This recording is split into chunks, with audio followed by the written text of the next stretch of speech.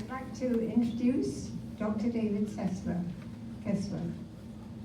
It's my pleasure to introduce him. He's come from Philadelphia originally, but he came to Austin by way of Harvard and Dallas with degrees and training in biology, internal medicine, cardiovascular disease, electrophysiology, and cardiac pacing. His philosophy is to make his patients feel better, have hope, allay fear, and not to suffer alone. And when he's not busy caring for his patients, he gets his own heartbeat up on the ski slopes in winter or water skiing in summer. Please welcome Dr. Kessler. I would also like to add that we have these assisted hearing devices for anybody who would like one. They're at the back by Oswaldo, and he will show you how to put them on. But we also have large print evaluation forms for anybody who'd like one. Thank you. Thanks a lot. First, can everyone in the back hear me? If during the talk you cannot, or something goes by, raise your hand, okay? It's a pleasure to be here. I would like to ask a question, and you don't have to raise your hand if you don't want to. How many folks in the room have atrial fibrillation? It's about the right number. I'm looking at about a third of you, which as you'll see during this talk, that's about the number I would expect, okay? I've been doing electrophysiology for how long? 28 years now. First with Austin Heart, now with Texas Cardiac Arrhythmia. It's been a really fun and exciting specialty. A lot of folks now are starting to ask when I'm thinking about retiring, and I'm 62 right now. I'd like to go for at least another 8 years, maybe 10 years.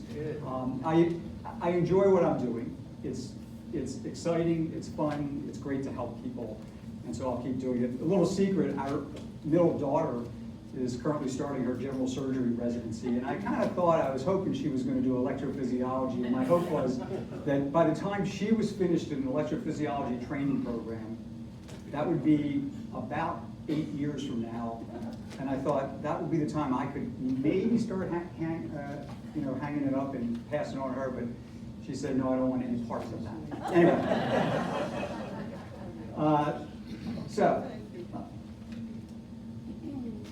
what are the demographics of atrial fibrillation? Okay, 33.5 million people worldwide. That's probably a low number. The 10.5 million people in the US is probably accurate. And about 2/3 of atrial fibrillation occurs in men and about 1/3 in women.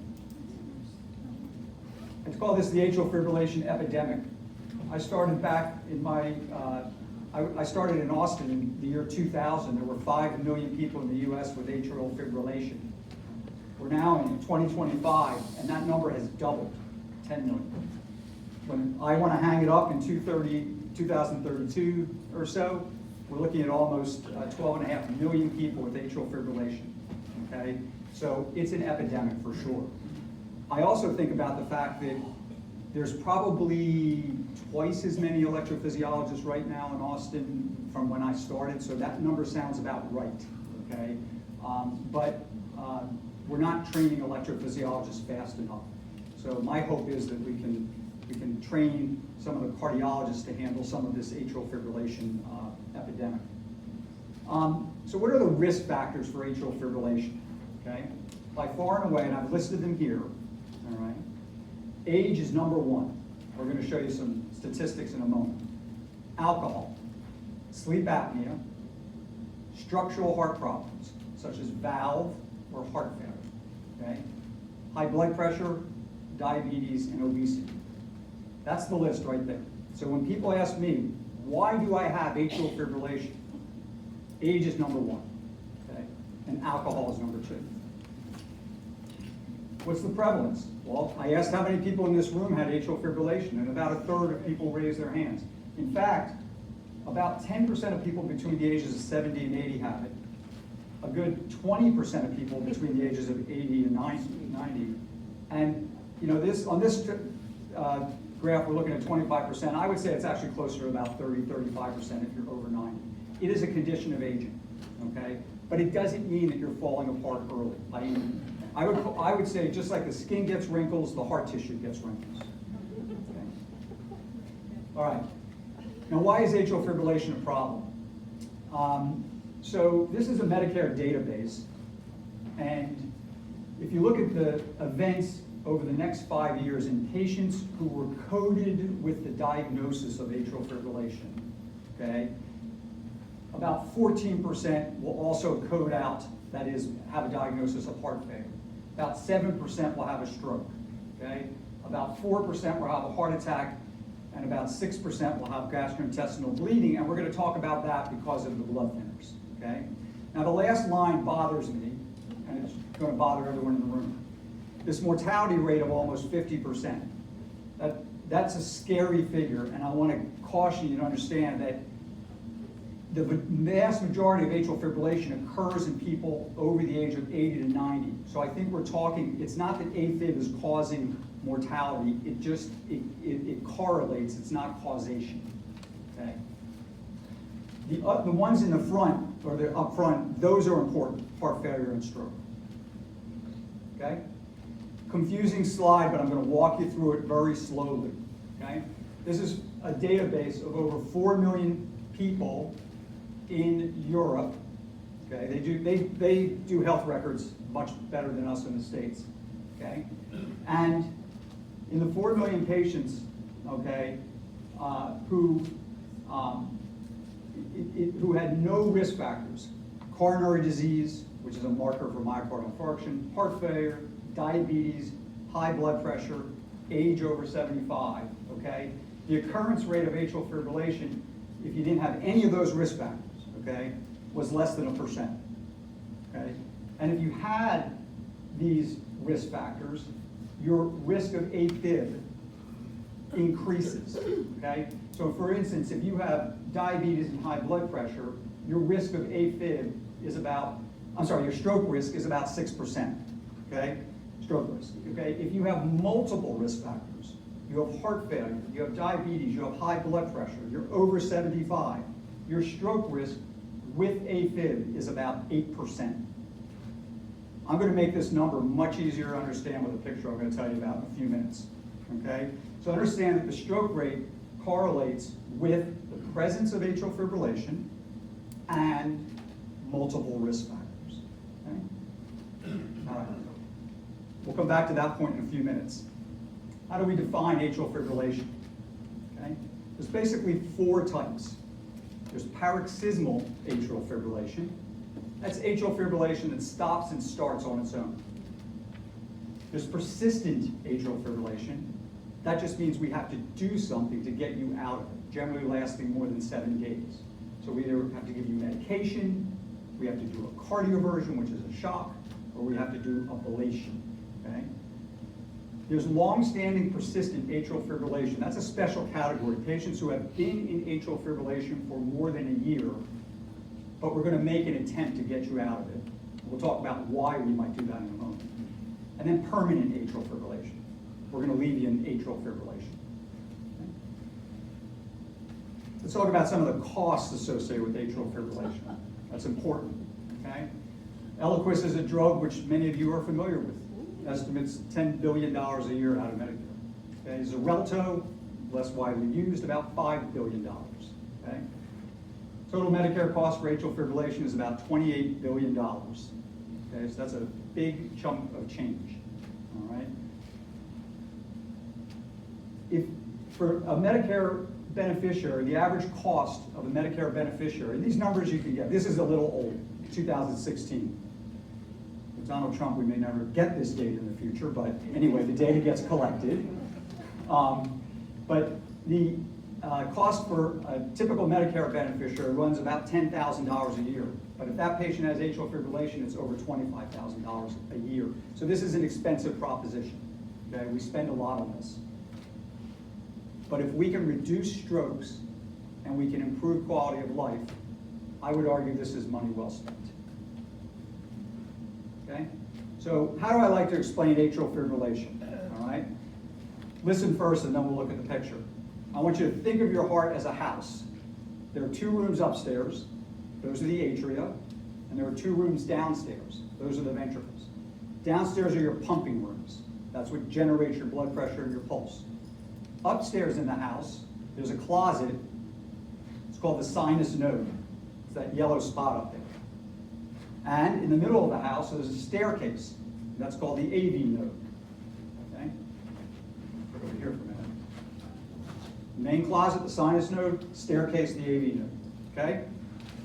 Normally, somebody walks out of the closet and comes down the stair to give you a heartbeat. Love-dub, love-dub. When you're in atrial fibrillation, there's a party going on, okay, on the other side. That party starts in some closets on the left atrium. Those are called the pulmonary veins. It's a random event, okay? Can't predict when it's going to happen. If we knew atrial fibrillation was going to occur on Wednesday night at 7 o'clock, we'd have you in the hospital at 6 p.m. to deal with it. So we can't predict when. But what are those risk factors? Age, alcohol, sleep apnea, structural heart. Okay, I gave you that list. So we've got this electrical party going on upstairs. Everyone's running down those stairs really fast, and that's what's causing the symptoms. Palpitations, shortness of breath, fatigue, dizziness, lightheadedness. How do we diagnose it? Believe it or not, 75 to 80% of atrial fibrillation is diagnosed serendipitously at the dentist's office when they check your blood pressure and your pulse. When you go for your colonoscopy, okay, it's picked up. 75% of atrial fibrillation is not symptomatic. But if we want to monitor for it, we can put on a patch monitor. Some of you know this as a Holter or a Zio, little small patch. What I like is the cardio recorder. It's a little credit card sized device. You can make a recording yourself. It goes to your cell phone, and then you upload that to me, and there are a few people in this room who know how to do that. Okay? I sometimes get young people who say, I don't want to deal with the portal. And I tell them, I've got 85-year-old women who do it all the time. They're really good at it. So I know you can all do it. So that's called a cardio recorder. And then there's the Apple Watch. Okay? So these are all ways of diagnosing atrial fibrillation. The Apple Watch is pretty good. In fact, Apple stole the technology from the folks above, okay, the cardio folks. Apple said, why don't you give us a band with these 2 little electrodes, okay, and we can put the technology on the watch, and then a year later, they said, we don't need you anymore.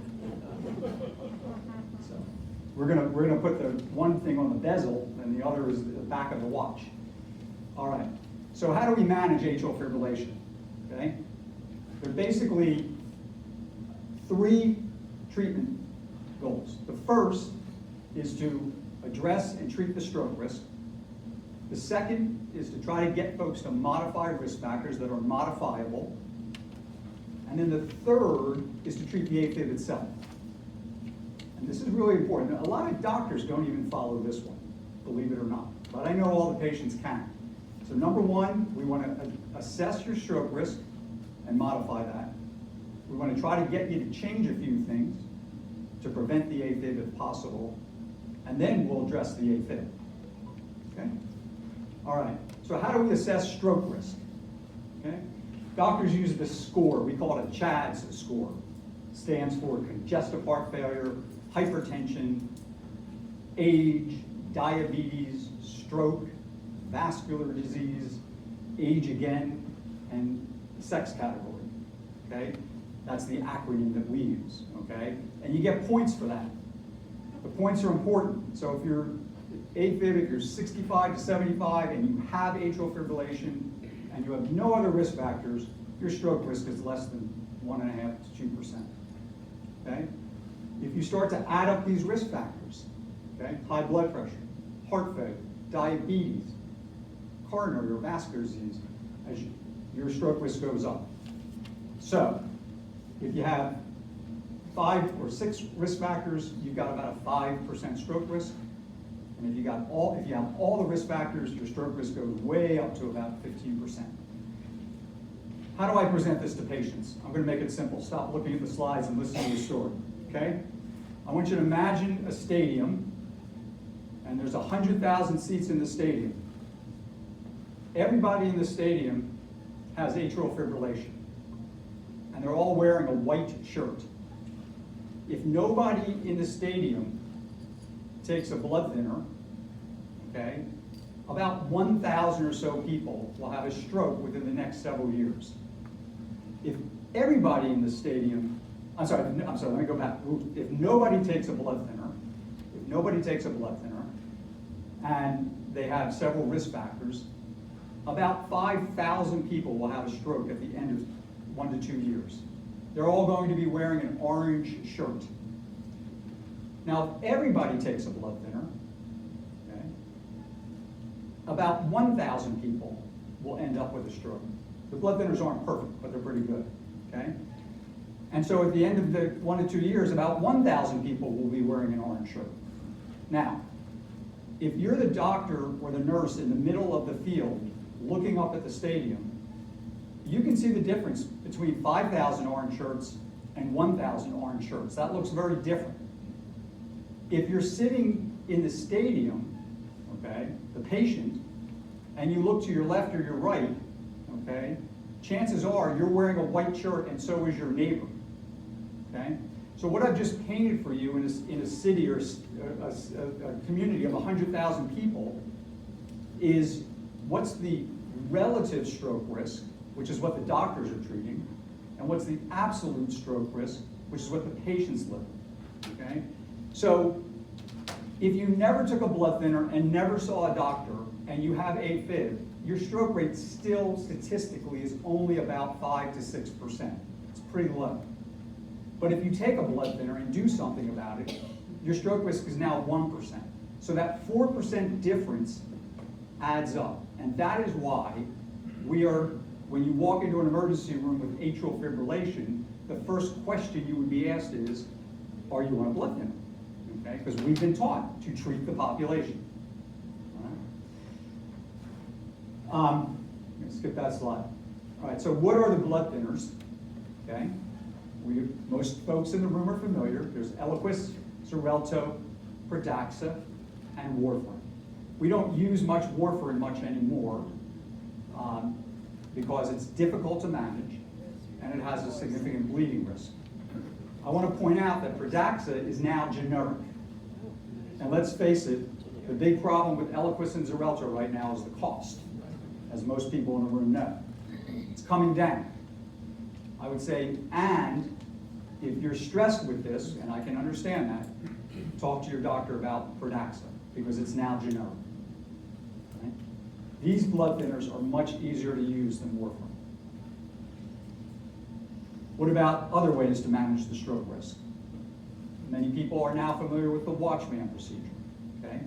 We believe the strokes originate in a small area in the left atrium called the left atrial appendage, and that the blood thinners work by keeping the blood thin and preventing it from coagulating or collecting in that appendage.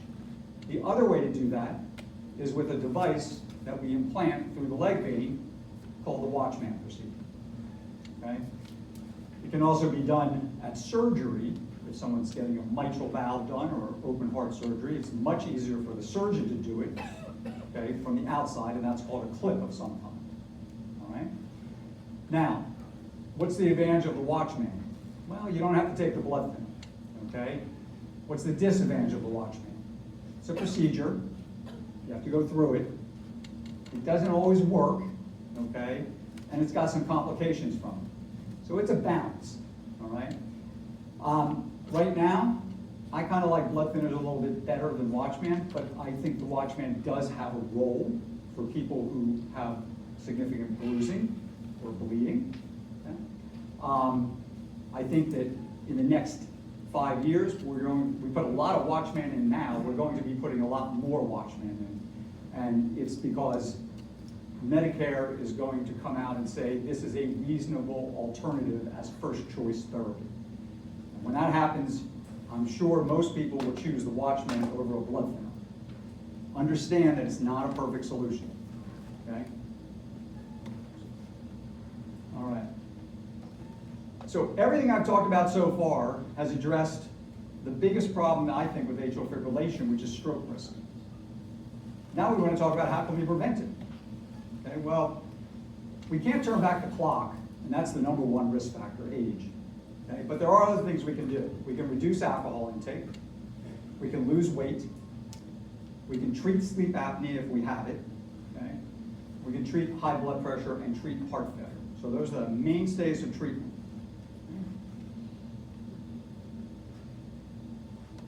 How bad is alcohol? Well, the percentage increase in atrial fibrillation compared to the number of daily drinks, 1 or 2 drinks, probably not too much of an increase. Okay? 3 to 4 drinks, 17% to 28% increase in atrial fibrillation risk. 5 to 6 drinks, okay? Almost a 50% increase in atrial fibrillation. Alcohol is one of the real triggers of atrial fibrillation. It's one of the first questions I ask, particularly in a younger person. Okay? Because if I see a younger person, I'm going to use young as under the age of 55, with atrial fibrillation, right? I know age isn't their risk factor. Okay, so there's something else going on. It's usually alcohol.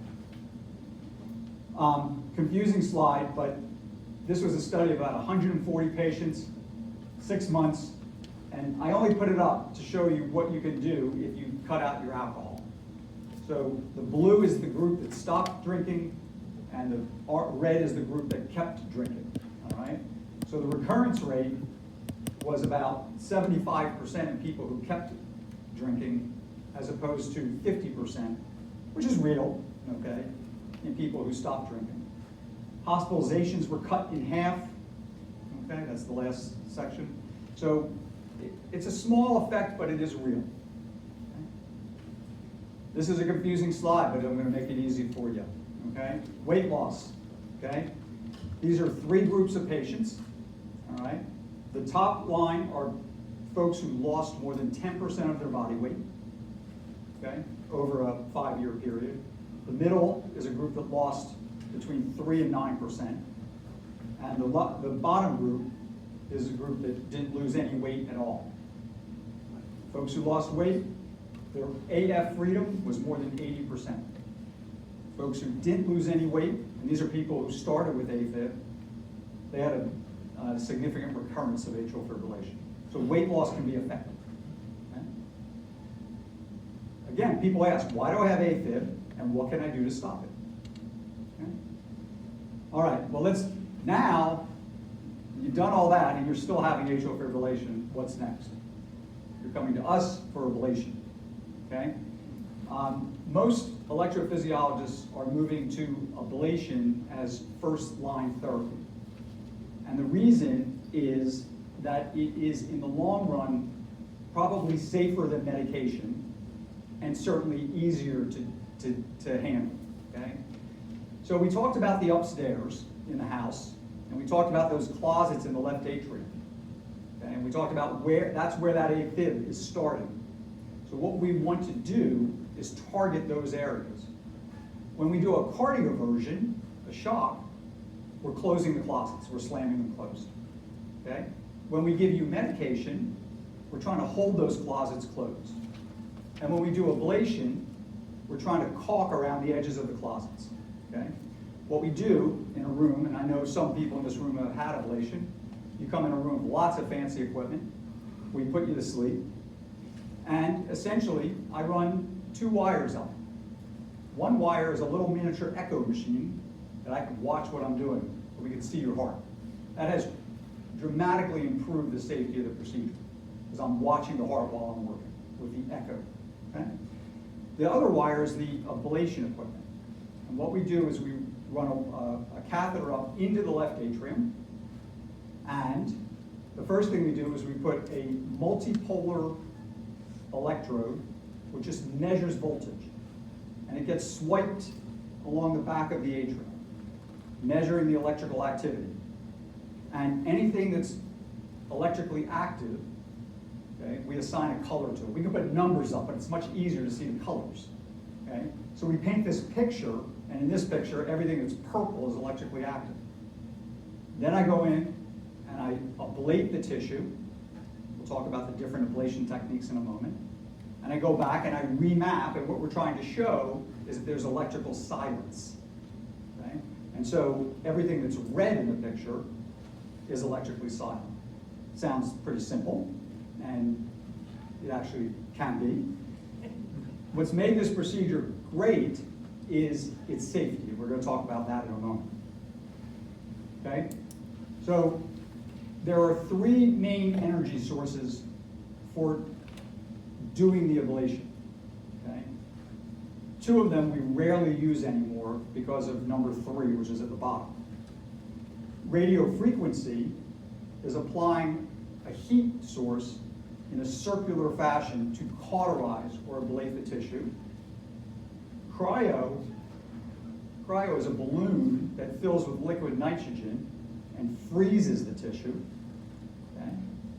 But the new technology on the black is pulsed field ablation. And in pulsed field ablation, which is the bottom, it's a spline of electrodes that applies an electric field to the tissue.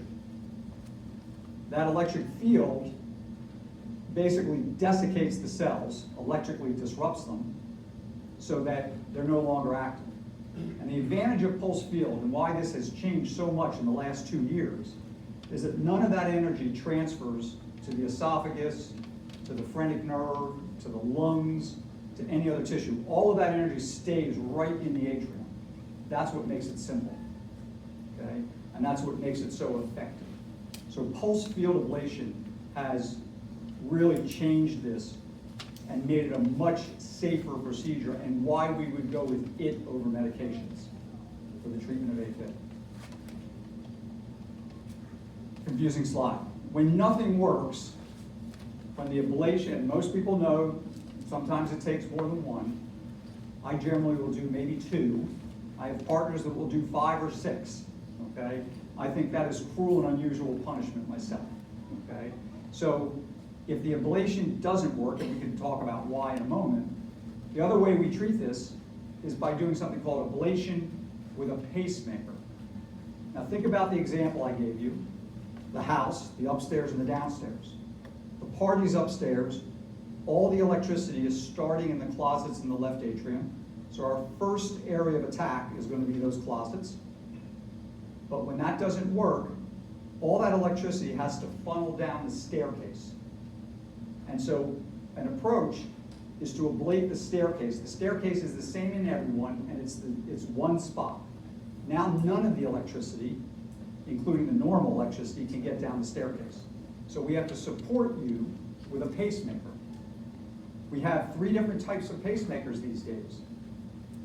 One is a pacemaker that goes in the chest through a little incision, and it can have 2 wires or 3 wires, depending on how many chambers we want to pace. The newer pacemakers are little leadless pacemakers that are the size of a small bullet and go in through your leg. No wires, totally wireless. That's a pretty attractive pacemaker. You wake up in the morning, nobody knows you have a pacemaker. Okay? So the leadless is gaining traction. There are some downsides to the leadless. Sometimes we like to pace the main electrical circuit, and these days we can put the pacemaker wire just ahead of the main circuit to mimic the natural electrical activity of the heart. So again, look at this slide here. What we're doing with ablate and pace is cauterizing the staircase and putting a pacemaker. All right, so to summarize, and then I'll take questions, okay? Atrial fibrillation is actually the most common cardiovascular condition in people over 75. It's more common than blockages. If you look at the heart hospital emergency room log, more people show up with atrial fibrillation than true acute blockages. It's found in 15% of people over 75 and almost 30% of people over the age of 85. Okay, these are your key points. Most atrial fibrillation is asymptomatic. Okay? The most dangerous outcome of atrial fibrillation is stroke. Modifiable interventions to prevent AFib, reduce alcohol treats sleep apnea. I mentioned a few others, but these are the main ones that we can do in this room. And the cornerstone of AF treatment is to assess and reduce the stroke risk, either through anticoagulation or with a watchman. What I didn't put on that slide is all the fancy stuff we do to prevent the symptoms from atrial fibrillation, okay, which is the ablation work. Okay, to me, that's secondary. All right, it's what I do a lot of, but it's secondary. Stroke prevention is the main thing. I'm open for questions. In your risk factors, you did not list genetics. Has that been studied? So the question I'll repeat was, I did not mention genetics, okay? Oftentimes people will come in, the answer is yes and no, okay? So sometimes patients will come to me and say, my mother had atrial fibrillation. And my first question is, how old was mother when she had it? Most commonly, she was in her 60s or older. For her, it was the age.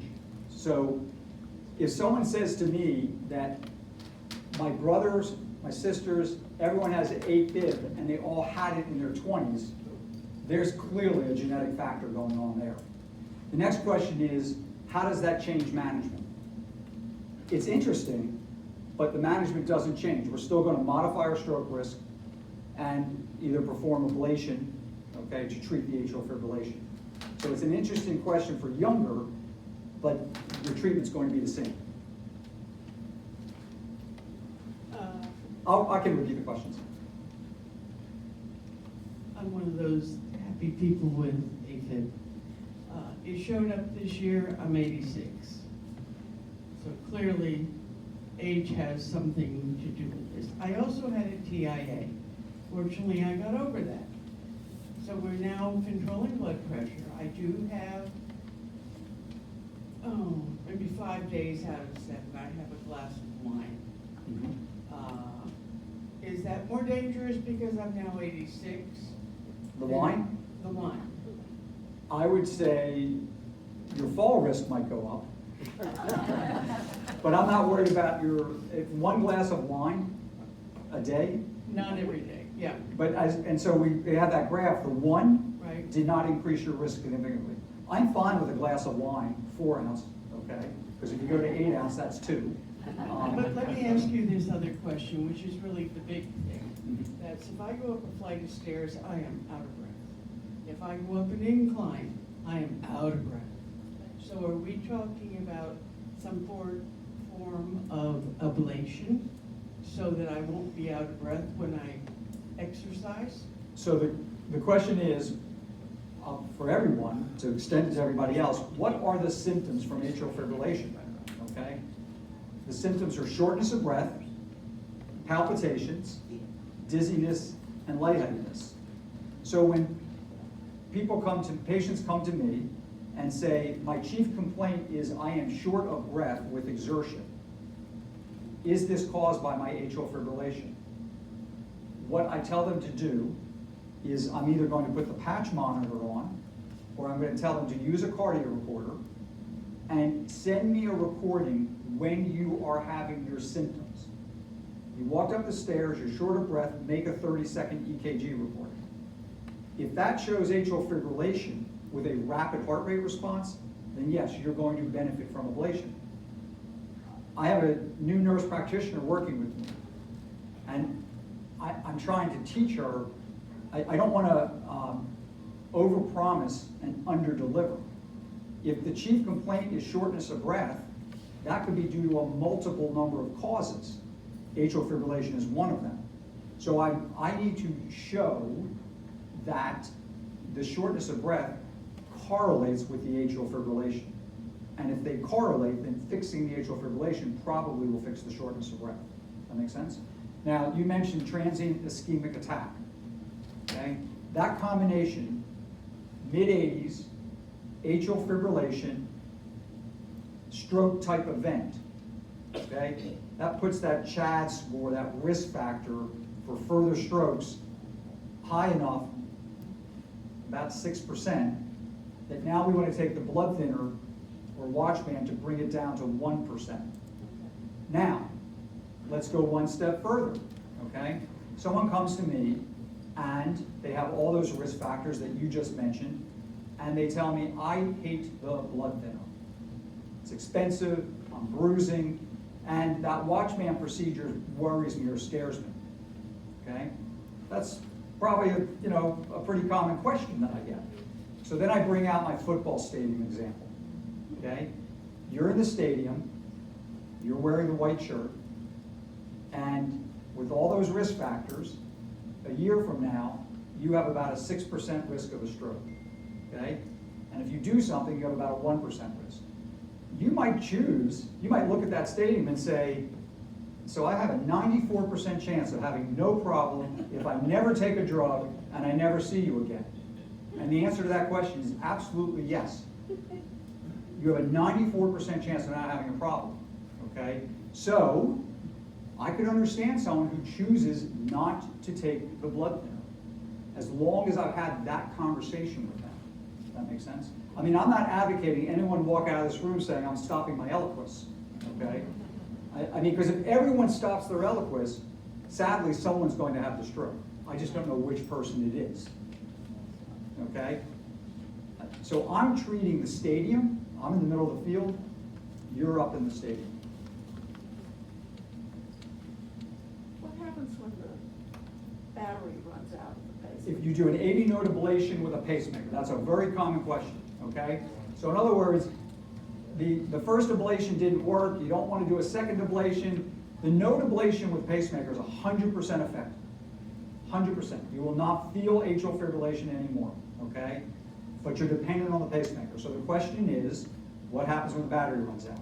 These days our pacemakers are linked to your cell phone, and every night a battery report is sent to Medtronic, Abbott, or Boston Scientific. Every morning those reports come to us, okay? We follow about 10,000 patients. We know when your battery's ready to be replaced before you do. So speaking of cell phones, so I have an Apple Watch. It doesn't have the EKG registration, but it does all of the other things that Right.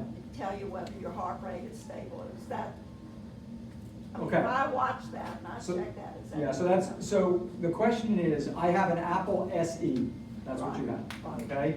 I get this all the time, all right? I don't want to pay up to the top dollar one, okay?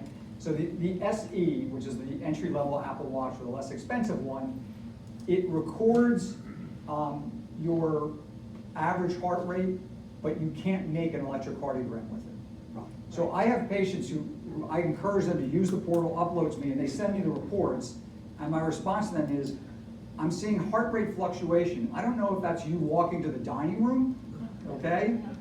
Or that's really atrial fibrillation. So unfortunately, I need the electrocardiogram. And that's important, so that gives me an idea. Like if I see spikes to 130, 140, it could be AFib, at which point I'll tell you to spend $75 and get a cardio recorder and not upgrade your watch, which is going to cost you $400, okay? So it gives me a window, but I can't see it without doing the So EKG. I know you can't see it, but it does record irregularity. It records irregularity, but it doesn't necessarily mean it's atrial fibrillation.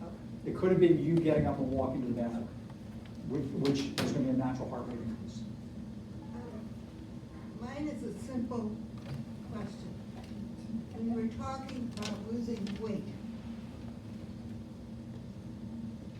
you gotta tell if you're overweight or underweight, I mean, you gotta get some kind of guideline. So the question is, if I'm within guidelines, in other words, I am not obese, my body mass index is less than 23, 24, okay? Is losing weight going to affect my atrial fibrillation is your question? And the answer is no, you're correct, okay? It's the obese person, the person who has a body mass index above 30 to 35, okay? It's the obese patient that's going to reduce their atrial fibrillation, not someone who's already within target. Our frequent PACs, I was told PAC is like 30, a third of my things are Heart rates are PACs, and how much of a risk factor is that for atrial fibrillation? So Great question. The question is, are premature atrial contractions a risk factor for atrial fibrillation? The answer is probably, okay, probably. But the question behind the question is, which I often get from physicians, is I've got this patient who has all these premature atrial contractions, they have high blood pressure, and they're 78 years old. Do I put them on a blood thinner? That's the question they're asking. In other words, what's that person's stroke risk? Is there AFib I'm missing? Okay? And the answer I would say to that person is I would do two things. I would ask the patient to get a cardia and when symptomatic send me recording so I can see whether there's some atrial fibrillation there, which now I want to thin the blood. Or I would say periodically do the Zio monitor, patch monitor, to see if there's any atrial fibrillation that they're not feeling. Okay. Yes, this is an unusual question, but I'm curious. I had one AFib, and I was 30. And I was finishing my PhD, and I had a church. And suddenly, Sunday morning, I had an AFib, so my wife took me down to the hospital, and the doctors were my former parishioners. So they all came in and looked at me and checked me out. And they came back and said, here's what the problem is. One, we got to get somebody to preach that sermon for you today, because you won't relax. And two, you're 30. You can't keep living like a 20-year-old.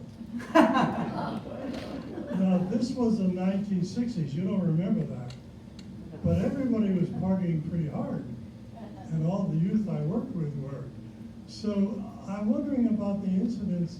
I never met anybody else that had one at 30 or in their 20s.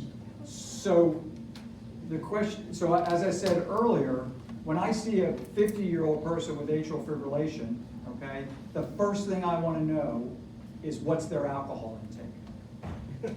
And the second thing I want to know is, are they obese and do they have sleep apnea?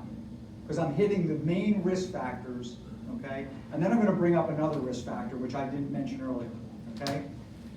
Atrial fibrillation is at a young age is probably vagally mediated, okay? And what does that mean, okay? Atrial fibrillation is extremely common in the National Basketball Association. I can start naming the folks: Hakeem Olajuwon, Larry Bird, George Gurley. I'm picking some of the older folks who have those. But it's really common in the National Basketball Association. What do they have?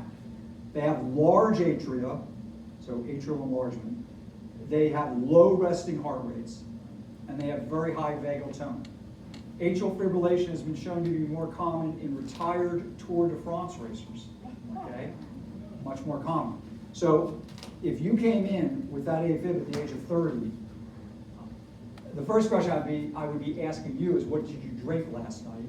And assuming there was no alcohol, I would say you probably had vagally mediated atrial fibrillation. You may have been a very well-tuned athlete.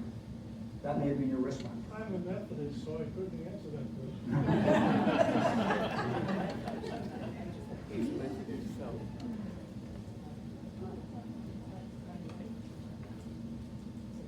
I'll get you one.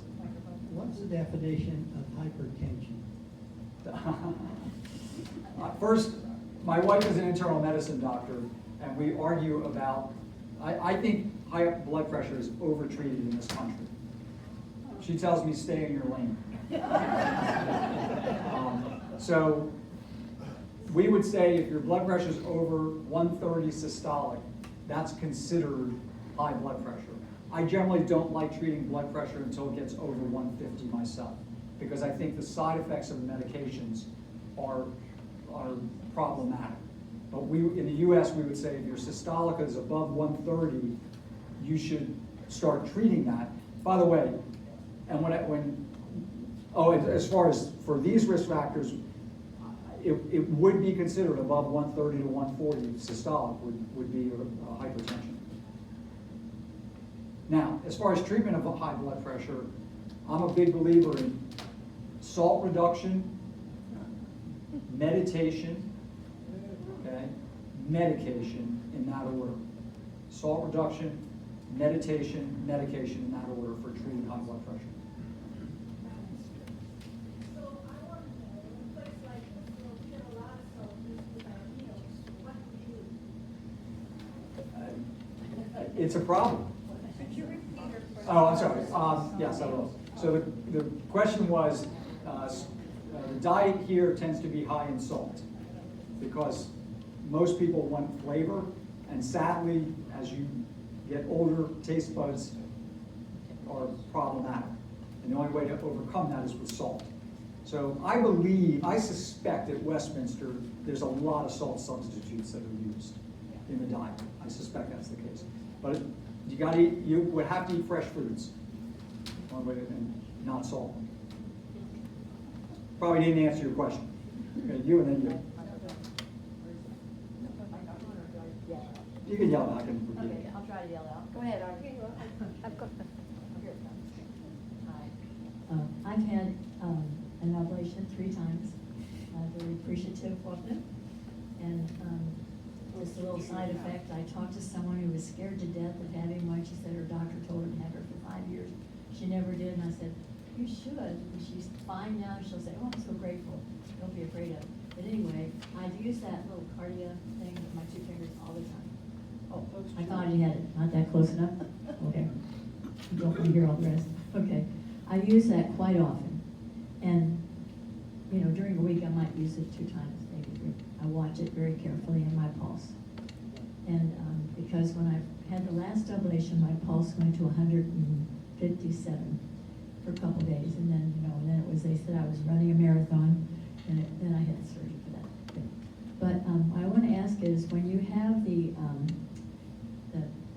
little cardio thing and you use it, I've done this before where it'll come up, possible AFib.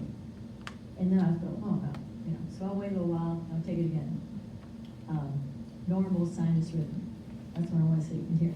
Now is that, do you think that's sufficient enough to realize that you call something down, or you may not stressed or whatever? Or is it possible that you would really have some AFib going on still? So the question, I'll repeat it, is how accurate is the cardio recorder, or for that matter, the Apple Watch, okay? Because these recorders will give you generally one of 3 things. Normal, inconclusive, okay? Normal, inconclusive, or AFib. Okay, so those are the 3 things that come out of the algorithm. By the way, if you have just the Apple Watch without a recording, everyone has a 2% AFib burden. Okay, because that's what Apple calls the floor to cover themselves. Okay, so right, you don't need a new watch if it says 2%. So what I tell people is you can pretty much take normal to the bank. If it's normal, it's normal. Okay, so if it says normal sinus rhythm, that's good. All right. Inconclusive is often atrial premature contractions. But what I say to someone is, if you had 10 minutes of atrial fibrillation and now you're normal, that's a hiccup. Okay? Now, if you're obsessed about it, and that is those 10 minutes of arrhythmia is driving you crazy, then you need an appointment with me so I can talk you off the cliff. Okay? So what I'm saying is, what I tell people is that if you have enough atrial fibrillation that you can make a recording, and you can make several recordings to the point that, hey, I need to send that into Dr. Kessler. Okay? I tell most people, first episode of AFib, yes, go to the emergency room. Don't feel badly about it. After that, if you're willing to work with me and the portal, and I know there's some people in this room who do this, okay, I'll keep you out of the emergency room. And the way I do it is you send me a recording, nights and weekends, okay, and I'll send you a message back, hey, that's normal, don't worry about it. Or I might send you a message back saying, that's AFib, okay, I want you to take a dose of the medication and send me a recording in the morning. It is, take 2 aspirin and call me in the morning, because 70 to 80% of atrial fibrillation will convert by the next morning. No need to go to the emergency room. Does that help answer that? Hank? Yeah, I just wanted to share, 4 years ago I went into Heart Hospital and I was just going to get a stent. They tried twice, they could not make the stent work because it was too occluded. I ended up having open heart surgery, fortunately, Debbie was with me all 4 days. And when I finally went home, my mind's really fuzzy because of the medication and everything. I had AFib.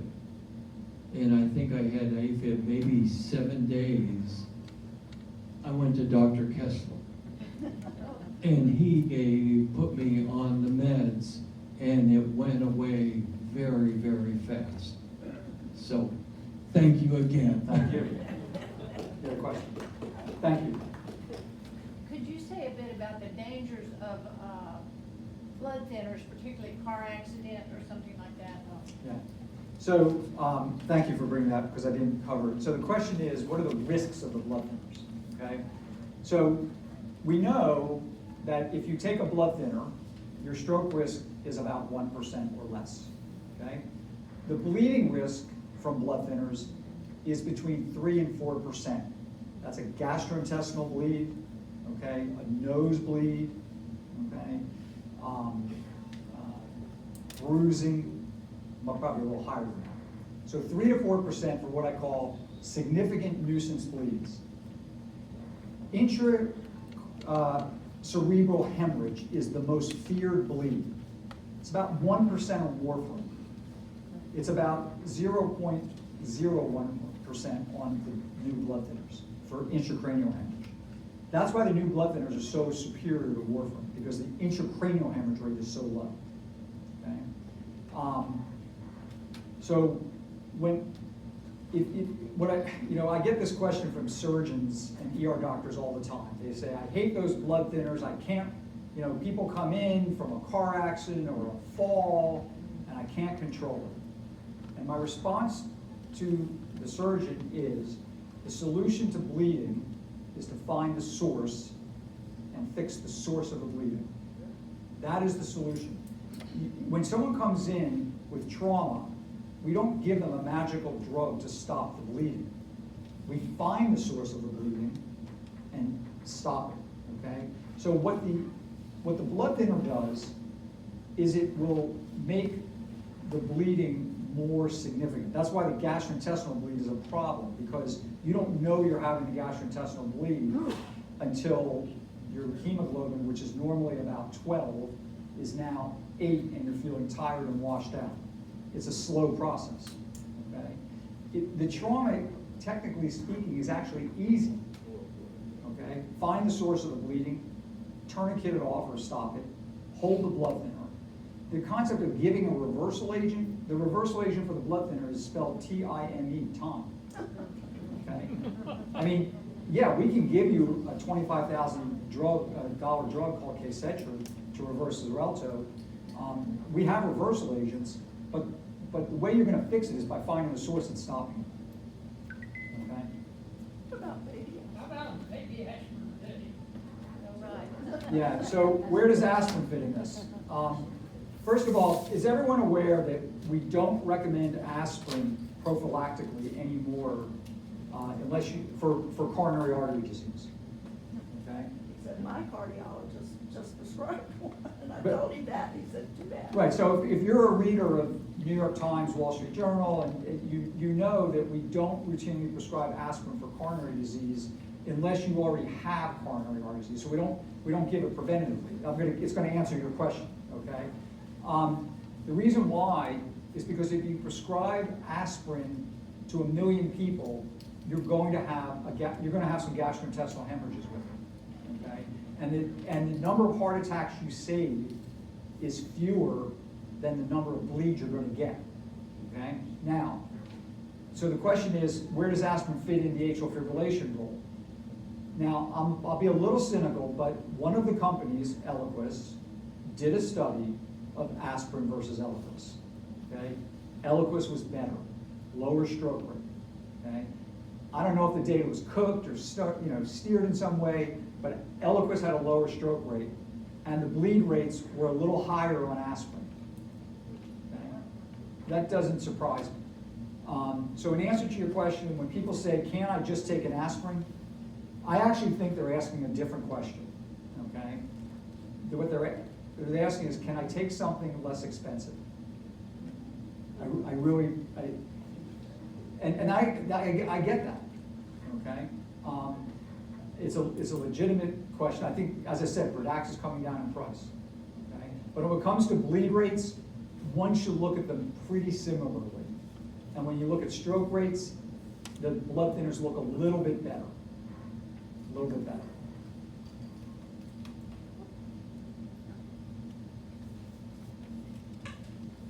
Why is there an epidemic? What do you attribute the increase? That's actually a good question. So why is there an epidemic of atrial fibrillation, okay? I think there are several reasons, okay? Probably reason number one is more people have access to healthcare. That may sound contradictory, like I try to call my primary care doctor, I can't get in for 3 months, okay? But because of the Medicare insurance system, more people, at the age of 65, all of a sudden, you have access to healthcare, okay? So when you have a symptom, okay, or you're going to get a routine colonoscopy, all of a sudden, we're going to find the AFib, okay? So access to healthcare is number one, and I would say baby boomers, aging of the population would be number two. That combination alone gets you this demographic. And in fact, if I believe if we extended Medicare for all down to 55, okay, we probably would see the AFib rate go up even higher because these people would have access. And the access, again, is the routine things. It's the colonoscopy that you're told to get, and then the AFib gets picked up, okay? Or it's the dental screening that you get, and now the AFib gets picked up. I've been told since I was in my 50s that I had a low pulse rate, like in the 50s. How significant a benefit is that? So you're asking the question, do we get a fixed number of heartbeats in our lifetime? I want to make my number last as long as possible, okay? I would say it's probably beneficial, but beneficial for another reason. You have what we call high vagal tone. See, there's a nervous system called the sympathetic nervous system and the parasympathetic nervous system. The sympathetic nervous system is our fight or flight response. It's active during the daytime. The parasympathetic is what's active at nighttime. Our heart rate goes down, our blood pressure goes down, and people who have high vagal tone have high parasympathetic tone. Parasympathetic's dominant. So that's why your heart rate might be low during the daytime. That's probably beneficial. There was I once read that John Glenn was selected as the first person up there because his heart rate was flat at 60 beats a minute. Of all the astronauts at that time, they couldn't startle him to get his heart rate up, and they thought that was going to be very beneficial because he had such a high vagal tone. Okay? So it's probably a benefit. We've got time for just one more question. One more question? What about athletes that have a heart rate of 40? Right, and so you're asking a great question. The incidence of atrial fibrillation in retired Tour de France racers, in retired basketball players, in retired football players, very high. They all have low resting heart rates, okay? And there is a paradox that there may be more atrial fibrillation in these people. So it is paradoxical. But I would never tell someone to stop exercising. Well, thank you so much. That was really interesting.